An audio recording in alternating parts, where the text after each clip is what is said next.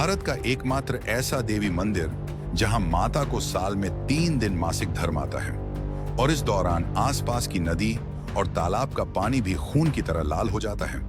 क्या इसके पीछे कोई वैज्ञानिक कारण है या फिर देवी मां का चमत्कार? आखिर क्यों इस मंदिर में माता की मूर्ति की जगह योनि की पूजा की जाती है? क्या है इसके पीछे का रहस्य? और इस जगह पर ऐसा क्या खास है कि पूरे देश के तांत्रिकों का यहाँ मेला लगता है और इसे वशीकरण, काला जादू और तंत्र मंत्र करने वाले तांत्रिकों का गढ़ माना जाता है। कामाख्या मंदिर में तंत्र साधना का विशेष महत्व होता है। इन दिनों मंदिर में तंत्र मंत्र, काला जादू और वशीकरण से मुक्ति जैसी प्रक्रियाएं बड़ी मात्रा में की जाती हैं। यहाँ देवी को प्रसन्न करने के लिए मुख्य रूप से नर बकरों, भैंसों और कबूतरों की बलि दी जाती है।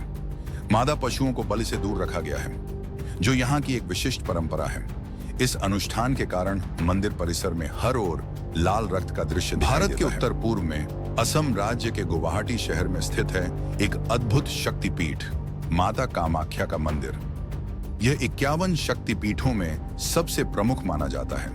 कहा जाता है कि जब माता सती ने योग बल से अपने प्राण त्याग दिए, तब भगवान शिव उनके मृत शरीर को लेकर तांडव करने लगे। इस ब्रह्मांड को बचाने के लिए भगवान विष्णु ने सुदर्शन चक्र से माता सती के शरीर के टुकड़े कर दिए। जिन स्थानों पर उनके अंग गिरे, वे स्थान शक्तिपीठ बन गए। भक्तों को प्रसाद के रूप में दिए जाते हैं। लोग इसे अपने घर के पूजा स्थल पर आदर पूर्वक रखते हैं। लेकिन यहाँ सबसे बड़ा सवाल ये उठता है कि पूरे साल भक्त यहाँ आते रहते हैं, परंतु इन 3 दिनों में उनकी संख्या हजारों से बढ़कर लाखों तक क्यों पहुंच जाती है? वैज्ञानिकों के अनुसार असम के पानी में लौह तत्व की मात्रा अधिक होती है, जिससे पानी का रंग हल्का लाल दिखाई देता है और यही लौह तत्व ब्रह्मपुत्र नदी के पानी में भी पाए जाते हैं। दूसरा कारण नीलांचल पर्वत की संरचना को माना जाता है, जो असल में सिनेबार यानी मर्क्यूरी सल्फाइड से बना हुआ है। सिनेबार का रंग गहरा लाल होता है और मानसून के दौरान जब ब्रह्मपुत्र का जल स्तर बढ़ता है तो नदी के तल में स्थित इस सिनेबार के कण ऊपर आ जाते हैं, जिससे पानी का रंग लाल हो जाता है। लेकिन एक प्रश्न यह उठता है कि यह क्यों से होता है? तो फिर यह घटना केवल अंबुवाची के इन 3 दिनों में ही क्यों घटित होती है? असम में मानसून का आगमन अंबुवाची से पहले हो चुका होता है, लेकिन ब्रह्मपुत्र का जल लाल केवल इन्हीं तिथियों पर क्यों होता है? क्या यह देवी का चमत्कार है या फिर विज्ञान के लिए एक पहेली है? अंबुवाची के 3 दिनों के दौरान असम के कामाख्या मंदिर में तंत्र साधना का विशेष महत्व होता है। इन दिनों मंदिर में तंत्र मंत्र, काला जादू और वशीकरण से मुक्ति जैसी प्रक्रियाएं बड़ी मात्रा में की जाती हैं। तो फिर यह घटना केवल अंबुवाची के इन 3 दिनों में ही क्यों घटित होती है? असम में मानसून का आगमन अंबुवाची से पहले हो चुका होता है, लेकिन ब्रह्मपुत्र का जल लाल केवल इन्हीं तिथियों पर क्यों होता है? क्या यह देवी का चमत्कार है या फिर विज्ञान के लिए एक पहेली है? अंबुवाची के 3 दिनों के दौरान असम के कामाख्या मंदिर में तंत्र साधना का विशेष महत्व होता है। इन दिनों मंदिर में तंत्र मंत्र, काला जादू और वशीकरण से मुक्ति जैसी प्रक्रियाएं बड़ी मात्रा में की जाती हैं। यहाँ देवी को प्रसन्न करने के लिए मुख्य रूप से नर बकरों, भैंसों और कबूतरों की बलि दी जाती है। मादा पशुओं को बलि से दूर रखा गया है, जो यहाँ की एक विशिष्ट परंपरा है। इस अनुष्ठान के कारण मंदिर परिसर में हर ओर लाल रक्त का दृश्य दिखाई देता है। और यहाँ का एक और अद्भुत रहस्य, मंदिर के गर्भगृह में स्थित योनि आकार के पत्थर से हर समय पानी का बहाव होता रहता है। आज तक इस जल स्रोत का कोई वैज्ञानिक स्पष्टीकरण नहीं मिला है, लेकिन इसे देवी की कृपा का प्रतीक माना जाता है।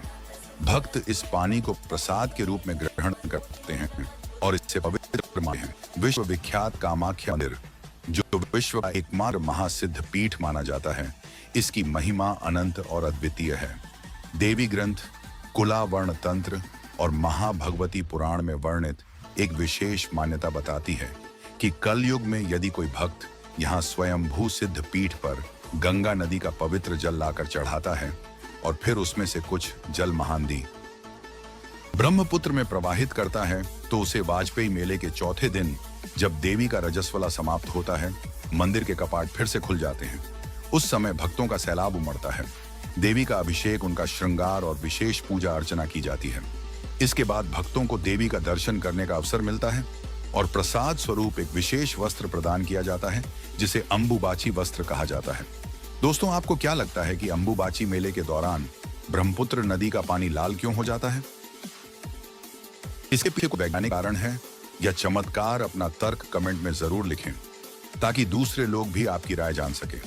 अगले 2 चैप्टर में हम जानेंगे कि माता ने अपने पुजारी का सिर क्यों काट दिया था और राजा को अपने वंश के संहार का श्राप क्यों दिया। साथ ही हम कामाख्या में तांत्रिक अनुष्ठानों, पशु बलि और मानव बलि के ऐतिहासिक पहलुओं पर भी विस्तार से चर्चा संगीत करेंगे। कामाख्या मंदिर की पौराणिक में कोच, राजवंश और देवी का दिया हुआ श्राप एक महत्वपूर्ण और रहस्यमय स्थान रखता है।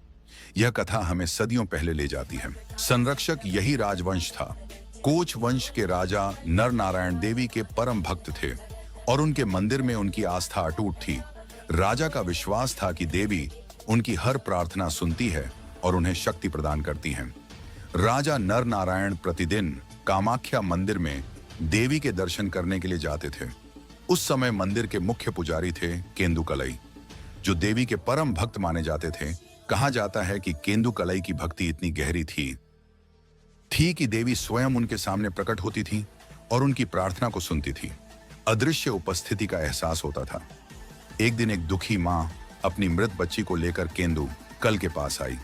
वह आशा में डूबी हुई थी कि शायद देवी की कृपा से उसकी बच्ची को जीवन मिल सके। शुरुआत में केंदुकलई ने इसे असंभव बताया, क्योंकि मृत व्यक्ति को पुनर्जीवित करना किसी साधारण व्यक्ति के वश की बात नहीं थी। लेकिन उस मां की आस्था इतनी गहरी थी। उन्होंने केंदुकलई से मां से एक बार प्रार्थना करने का अनुरोध किया।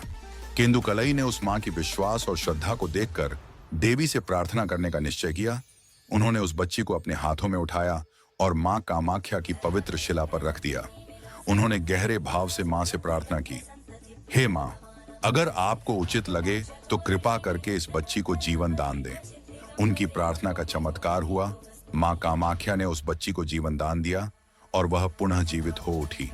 यह चमत्कार पूरे नगर में फैल गया और आखिरकार राजा नर नारायण तक भी पहुंच गया। जब राजा ने सुना कि केंदुकलई मां के इतने बड़े भक्त हैं कि उनकी प्रार्थना से मृत भी जीवित हो उठते हैं, तो राजा नर नारायण की इच्छा जागी कि वे स्वयं मां का साक्षात दर्शन करें। लेकिन यहां एक गढ़ सत्य था। स्थानीय भक्त जानते थे कि रात के समय जब मंदिर के कपाट बंद हो जाते थे, केंदुकलई मां की विशेष पूजा करते थे। इस पूजा के दौरान वे अपनी आंखों पर पट्टी बांधकर मां का आह्वान करते, भजन गाते, मंत्रों का उच्चारण करते और मां साक्षात प्रकट होती थी। राजा नर नारायण तक भी पहुंच गया।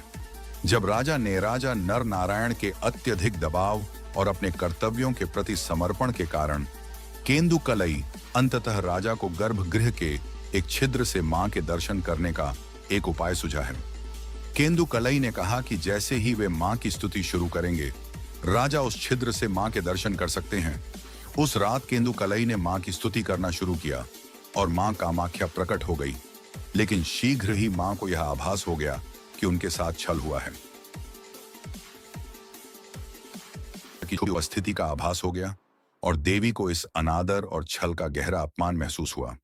मां कामाख्या ने क्रोधित होकर राजा नर नारायण को श्राप दिया कि उनके वंश का कोई भी सदस्य यदि इस क्षेत्र में प्रवेश करने की कोशिश करेगा तो उनका संहार हो जाएगा।